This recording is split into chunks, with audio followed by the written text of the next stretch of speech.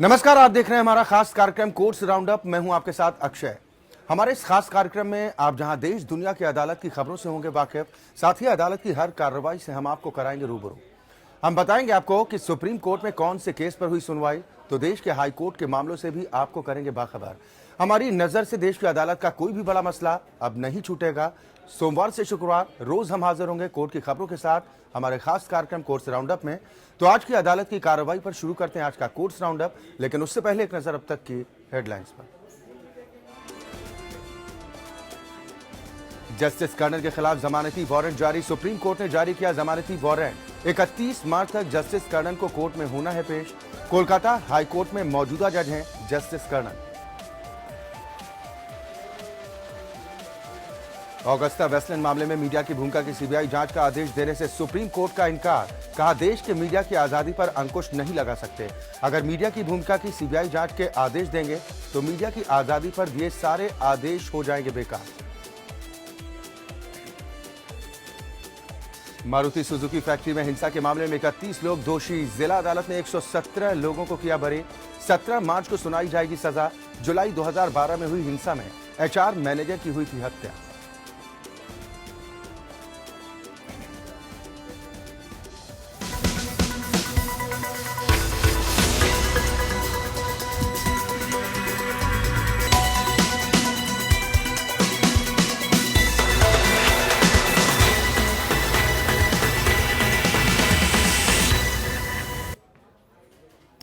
Supreme court ने अवमानना के मामले में जस्टिस कर्नल के खिलाफ जमानती वारंट जारी किया है और आज यही है हमारा केस ऑफ द डे। लेकिन केस ऑफ द डे से पहले डालते हैं कुछ और अहम खबरों पर नजर। बात ऑगस्टा वेस्टलैंड मामले की। सुप्रीम कोर्ट ने ऑगस्टा वेस्टलैंड घोटाला मामले की सुनवाई के दौरान कहा कि देश के मीडिया के आजादी पर अंकुश नहीं लगा सकते। मीडिया को लोकतंत्र में आजादी दी गई है और इसकी एक भूमिका है। हम किसी भी तरह से मीडिया की आजादी को कम नहीं करेंगे। अगर कोई शख्स किसी दूसरे से मीडिया मैनेजमेंट का एग्रीमेंट करता है तो मीडिया की क्या भूमिका है। जस्टिस दीपक मिश्रा की बेंच ने कहा कि अगर हम इस तरह मीडिया की भूमिका की सीबीआई जांच के आदेश देंगे तो अभी तक सुप्रीम कोर्ट के मीडिया की आजादी पर दिए सारे आदेश भी बेकार हो जाएंगे। ये सारे दस्तावेज विदेश में हुए एग्रीमेंट के हैं और इस तरह मीडिया की जांच के आदेश नहीं दिए जा सकते।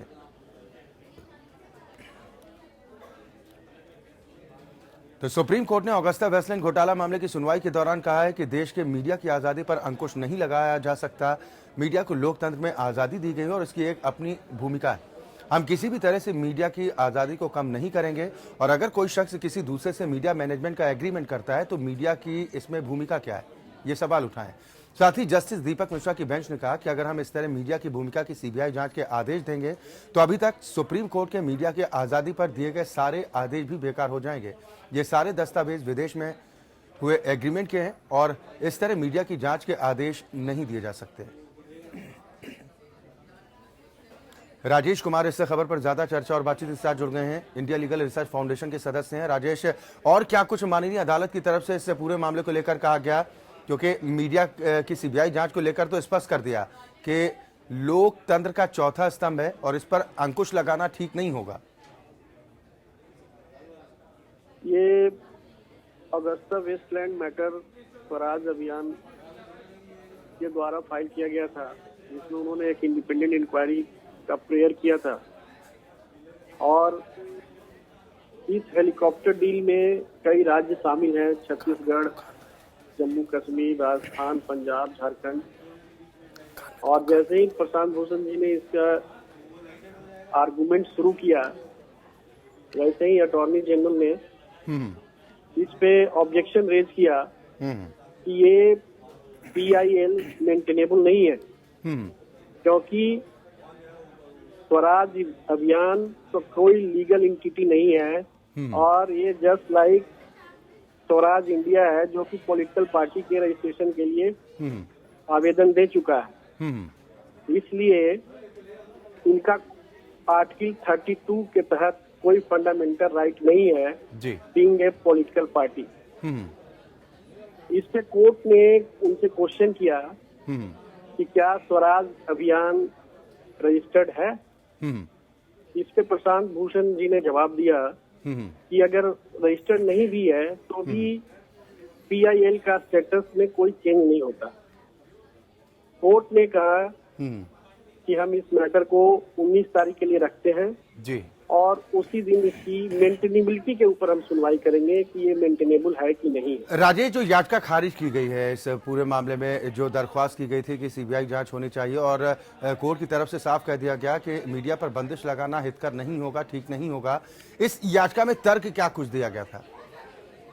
इसमें एक सीनियर जर्नलिस्ट के द्वारा ये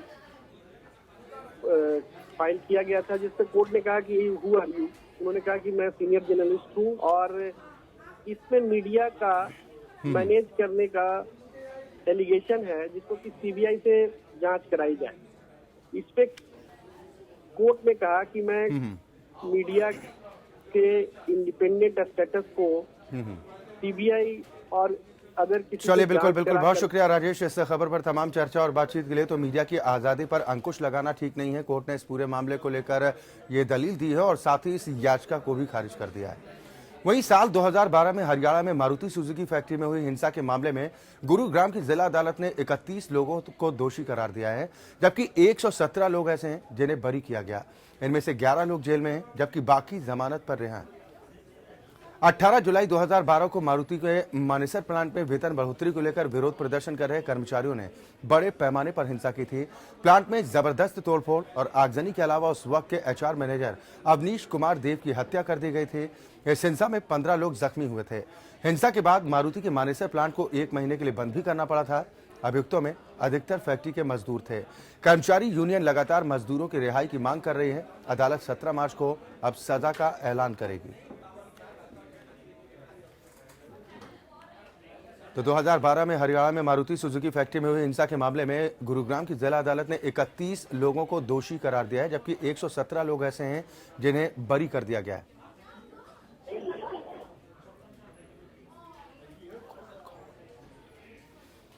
विवेक कुमार हमारे संवाददाता इस खबर पर ज्यादा जानकारी के साथ जुड़ रहे हैं।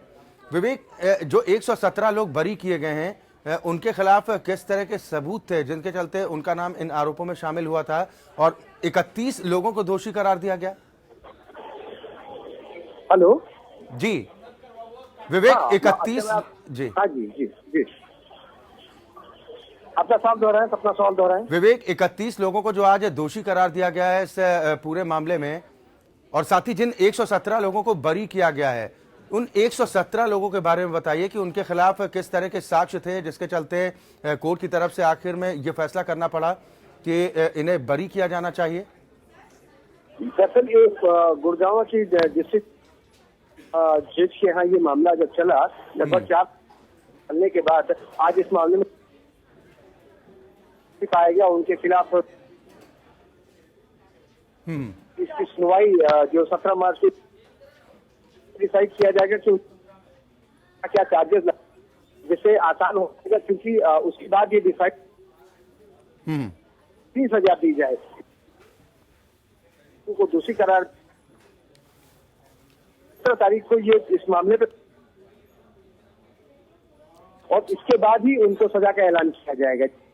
चलिए, बिल्कुल, बहुत शुक्रिया विवेक इस खबर पर तमाम जानकारी और बातचीत के लिए। तो ऐसे पूरे मामले को लेकर अब सजा का ऐलान 17 मार्च को किया जाएगा। आपको बता दें कि 31 लोगों को दोषी करार दिया गया है, जबकि 117 लोग हैं जिन्हें इस मामले में क्लीन चिट मिली है, कोर्ट की तरफ से बरी कर दिया गया है।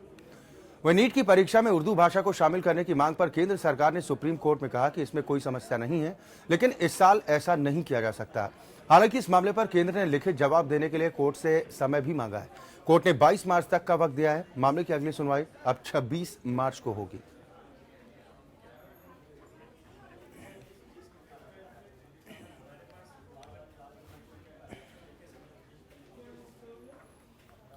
छब्बीस मार्च को इस पूरे मामले को लेकर अगली सुनवाई होगी। नीट में उर्दू पर केंद्र को आपत्ति नहीं है, ये भी दलीलें रखी गई हैं अदालत के सामने।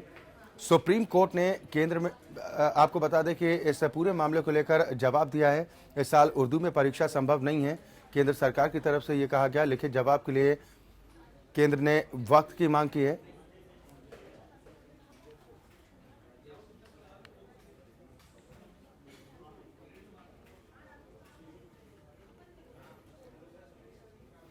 सुप्रीम कोर्ट ने एक मल्टी स्पेशलिटी अस्पताल के खिलाफ दाखिल याचिका को न केवल खारिज कर दिया, बल्कि याचिकाकर्ता पर 5 लाख का जुर्माना भी लगाया। हाईकोर्ट ने याचिकाकर्ता से कहा कि आप तो एक मैकेनिक हैं और आपसे ये मामला कैसे जुड़ा है या आपके पीछे कोई और, हम ऐसी फर्जी याचिकाओं को मंजूरी नहीं दे सकते। साथ ही 5 लाख रुपए का जुर्माना भी लगा दिया। जब याचिकाकर्ता की ओर से सीनियर एडवोकेट ने जुर्माना न लगाने की अपील की तो प्रधान न्यायाधीश JS Kher, justice DY Chandrachud और जस्टिस SK कौल की बेंच ने कहा कि अगर सीनियर एडवोकेट पेश हो रहे हैं तो जुर्माना बढ़ जाएगा। याचिका में कहा गया था कि अस्पताल की 40% इमारत गैर कानूनी है और निगम कानूनों का उल्लंघन करके इसे तैयार किया गया है।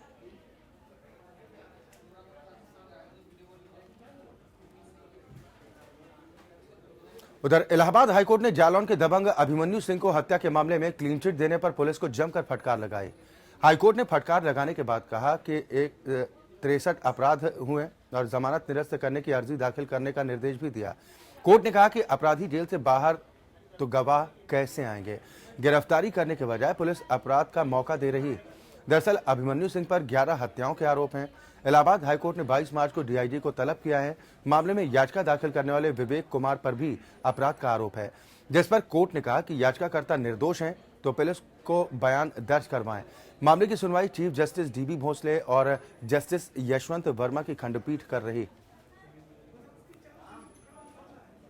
लेके एक दबंग व्यक्ति हैं अभिमन्यु सिंह, जिन पर 63 आपराधिक मुकदमे हैं, जिसमें से 11 हत्या के मामले उनके खिलाफ चल रहे हैं। जब एक अन्य आरोपी, जिस मामले में एक हत्या हुई जिसमें इनको क्लीन चिट पुलिस ने दे दी और जिसने FIR कराई थी, उसके बयान पर दूसरे अपने चाचा को ही उसने फंसा दिया, तो पुलिस उसकी तलाश कर रही है। कोर्ट का ये कहना था कि जो मेन आरोपी था, जो पहला बयान दर्ज किया गया, उसके आधार पर इस आरोपी को क्लीन चिट दे रहे हैं और दूसरे लोगों के नाम बताने पर कैसे उस आदमी पर आपने विश्वास कर लिया जो अपना बयान स्टैंड बदल रहा है। माननीय न्यायालय जो हमारे चीफ जस्टिस महोदय हैं और जस्टिस यशवंत वर्मा जी की खंडपीठ में आज सुनवाई हुई, उन्होंने कहा कि जी ऐसे अपराधी जिनकी जमानत हो चुकी है तो सरकार क्यों नहीं प्रयास करती कि ऐसे लोगों की जमानत निरस्त हो और जमानत निरस्त होकर के प्रॉपर फेयर इन्वेस्टिगेशन हो और इस प्रकार के अपराधी समाज में खुलेआम नहीं घूमने चाहिए, ताकि समाज में जो भय है ये सब दूर हो, एक अच्छा समाज। बिग बॉस में हिस्सा लेने वाले विवादित स्वामी ओम को दिल्ली की एक अदालत से थोड़ी राहत मिली। अदालत ने स्वामी ओम को 14 मार्च तक गिरफ्तार नहीं करने का निर्देश दिया है। विशेष जज हिमानी मल्होत्रा ने ओम स्वामी को यह अंतरिम राहत दी है। स्वामी ओम पर एक महिला के कपड़े फाड़ने और धमकाने का आरोप। कोर्ट ने दिल्ली पुलिस को दरियागंज के DCP ऑफिस में लगे CCTV की वीडियो फुटेज उपलब्ध करवाने का आदेश दिया है। स्वामी ओम का दावा है कि कथित घटना वाले दिन यानी कि 7 फरवरी को वो वरिष्ठ पुलिस अधिकारी से सुरक्षा मांगने के लिए DCP ऑफिस गए थे। अब इस मामले में 14 मार्च को सुनवाई होगी।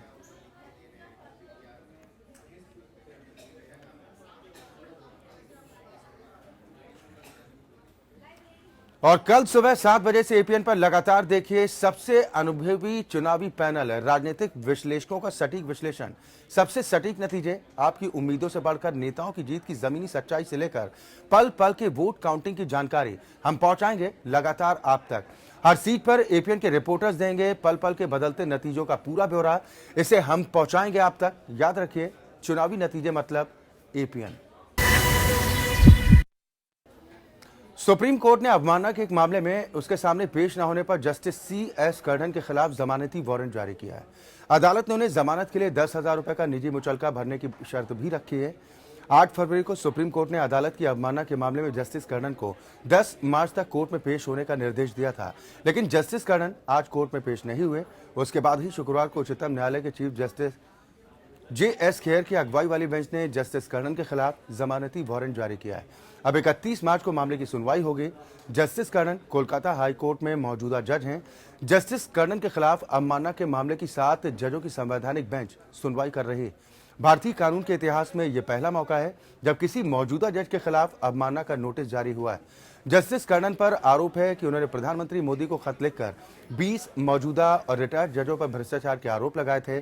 सुप्रीम कोर्ट ने इस मामले का स्वतः संज्ञान लिया था।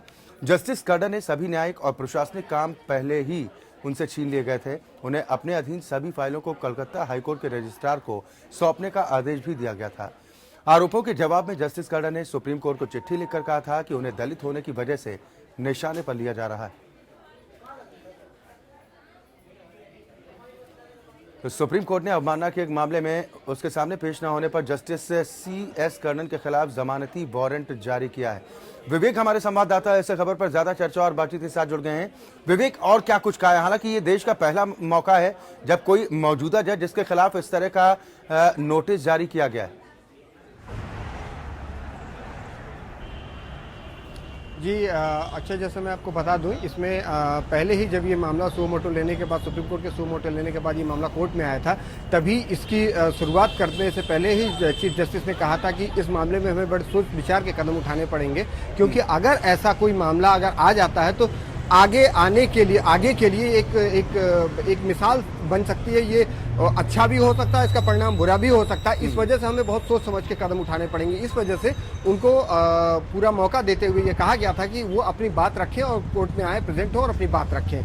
लेकिन जब उनको 8 तारीख के बाद जो उनकी अगली तारीख थी, उसमें जब उनको बुलाया गया तो वो प्रेजेंट नहीं हुए और उन्होंने एक एप्लीकेशन दे दिया, कहा कि मुझे प्रेजेंट होने के प्रॉपर समय नहीं दिया गया है और प्रॉपर हमारे पास पूरी उसको अपने सबूतों को पेश करने के लिए समय नहीं दिया गया, तो इस वजह से कोर्ट ने उनको अगला समय दे दिया। लेकिन आज उनको इन प्रेजेंट पेश होना था, इन पर्सन पेश होना था कोर्ट में, लेकिन वो पेश नहीं हो पाए। इस वजह से कोर्ट को ये लगा कि इनके ऊपर कंटेम्प्ट क्यों न किया जाए, क्योंकि पिछली बार ही कोर्ट ने ये कह दिया था कि क्यों न इनके ऊपर कंटेम्प्ट का इशू चलाया जाए, इसके लिए उनको कोर्ट में प्रेजेंट होना चाहिए और अपनी बात को रखना चाहिए। लेकिन आज वो कोर्ट में हाजिर नहीं हो सके। इस वजह से कंटेम्प्ट का जो इशू, कंटेम्प्ट का मामला होता है, उस मामले में बेलेबल वारंट इशू करना होता है, जिसको सुप्रीम कोर्ट ने आज बेलेबल वारंट इशू किया और इतिहास में ऐसा पहला मौका मिला है। जिसके तुरंत बाद जस्टिस कर्नल ने कलकत्ता में एक प्रेस कॉन्फ्रेंस की, जहां उन्होंने सबसे उनके लिए जो सबसे पुख्ता चीज समझ में आ रही थी, उन्होंने उसका वो कार्ड खेला। वो कार्ड खेलते उन्होंने दलित का हवाला दिया। उन्होंने कहा कि हम दलित हैं, इस वजह से हमारे साथ ऐसा किया जा रहा है। पूरी जुडिशरी में जो चलिए, बिल्कुल बहुत शुक्रिया विवेक इस खबर पर तमाम जानकारी और बातचीत के लिए। तो अब जस्टिस कर्नल की मुश्किलें बढ़ती हुई नजर आ रही हैं। उनके खिलाफ जमानती वारंट जारी किया गया है, साथ ही 10,000 का जुर्माना भी लगाया गया, मुचलका उन पर लगाया गया है। वहीं इलाहाबाद विश्वविद्यालय में कर्मचारियों की हड़ताल पर इलाहाबाद हाईकोर्ट ने नाराजगी जाहिर की। हाईकोर्ट ने विश्वविद्यालय और जिला प्रशासन को हड़तालियों से सख्ती से निपटने का आदेश दिया।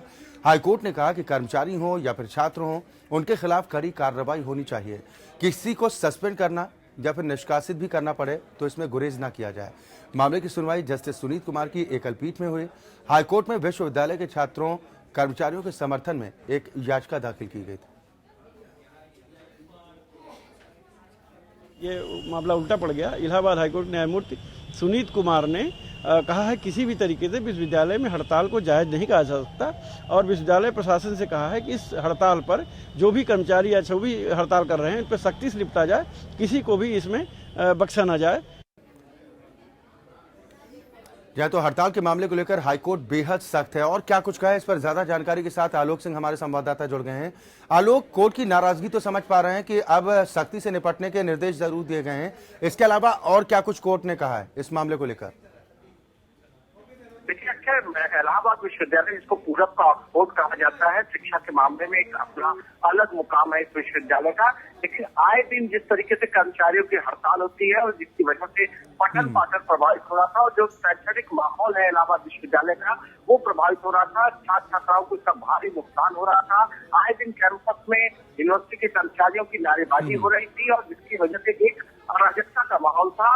आज छात्रों की तरफ से एक याचिका दाखिल की गई थी और इसमें इस हड़ताल को लेकर तमाम प्रश्न उठाए गए थे। इस पर बिल्कुल इन्हीं सवालों को लेकर अब हाईकोर्ट की तरफ से साफ कर दिया गया है कि सख्ती से निपटने की जरूरत पड़े तो उसमें गुरेज ना किया जाए। बहुत बहुत शुक्रिया आलोक इस खबर पर तमाम चर्चा और बातचीत के लिए। वहीं कल सुबह 7 बजे से एपीएन पर लगातार देखिए सबसे अनुभवी चुनावी पैनल, राजनीतिक विश्लेषकों का सटीक विश्लेषण, सबसे सटीक विश्वसनीय नतीजे, आपकी उम्मीदों से बढ़कर नेताओं की जीत की जमीनी सच्चाई से लेकर पल पल के वोट काउंटिंग की जानकारी हम पहुंचाएंगे लगातार आप तक। हर सीट पर एपीएन के रिपोर्टर्स देंगे पल पल बदलते नतीजों का पूरा ब्यौरा, इसे हम पहुंचाएंगे आप तक। याद रखिए, चुनावी नतीजे मतलब एपीएन। इसी के साथ हमारी खास पेशकश में आज के लिए बस इतना ही। एपीएन न्यूज में खबरों का सिलसिला लगातार जारी। थम गया चुनावी शोर, किसके दावे पर जनता करेगी भरोसा, किसकी होगी हार और किसका बचेगा डंका, किसे चुनेगा 5 राज्यों का वोटर। चप्पे चप्पे से चुनावी नतीजों का संकलन, 5 राज्यों में 150 रिपोर्टरों का नेटवर्क, अनुभवी विशेषज्ञों पर सीट दर सीट मूल्यांकन। प्रत्याशी दर प्रत्याशी, सबसे तेज रुझान, सबसे तेज नतीजे, चुनाव आयोग से लेकर सोशल मीडिया तक, ग्राउंड जीरो से लेकर न्यूज स्टूडियो तक, सत्ता के सबसे बड़े रण क्षेत्र की सबसे बड़ी कवरेज। देखिए मिशन 2017 सत्ता का सेमीफाइनल कल सुबह 7 बजे से सिर्फ APN पर।